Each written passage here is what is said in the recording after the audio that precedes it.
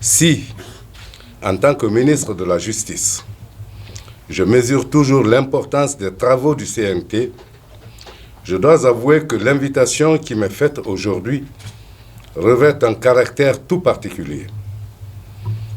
En effet, nous sommes ici réunis pour une étape majeure et stratégique du processus constitutionnel engagé sous l'impulsion du chef de l'État, son Excellence le général Mamadi Doumbouya, dont je tiens à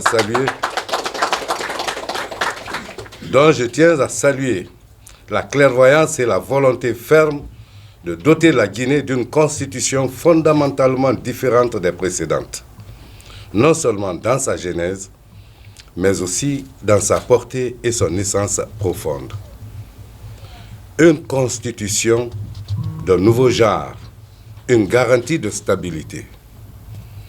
L'histoire récente de notre pays a démontré que l'élaboration d'une constitution ne peut se limiter à une simple formalité juridique ou institutionnelle. Trop souvent, les textes fondamentaux de notre République ont été élaborés sans une adhésion véritable du peuple, ce qui a conduit à maintes reprises à des crises de légitimité et d'instabilité. Là, nous faisons face à un exercice inédit, inclusif et participatif. Ce projet constitutionnel diffère profondément des précédents car il est le fruit d'un effort collectif sans précédent où toutes les couches sociales et forces vives de la nation ont été consultées. C'est donc une constitution fondée sur l'inclusion qui prend en compte les aspirations les plus profondes du peuple de Guinée. Elle est le résultat de nombreuses initiatives de concertation et de réflexion. C'est aussi et surtout un effort d'explication et d'appropriation du texte. Mais l'innovation de ce processus ne s'arrête pas là.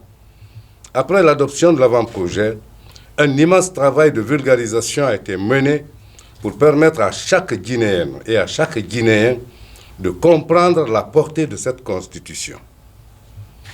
Trop souvent, les textes fondamentaux sont restés l'apanage des élites, méconnus du grand public. Cette fois, il en est autrement. Autant pour moi. Car une constitution, aussi bien rédigée soit-elle, ne vaut que si elle est comprise, acceptée et portée par la population. En permettant cette appropriation du texte par le peuple, nous avons posé un socle solide pour sa légitimité et sa pérennité. Une mission de haute portée pour les experts.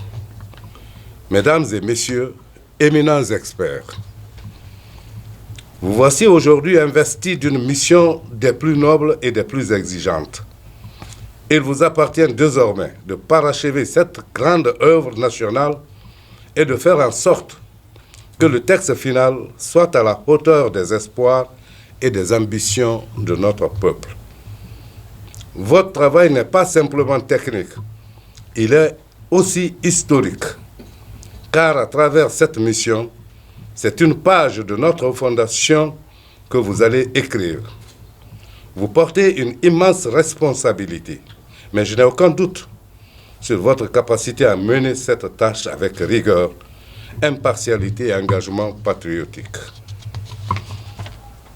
Avant de conclure mon propos, je voudrais exprimer toute ma reconnaissance et ma gratitude à son Excellence, Monsieur le Président de la République, chef de l'État, pour sa vision, son engagement à donner à notre pays une base constitutionnelle solide et durable.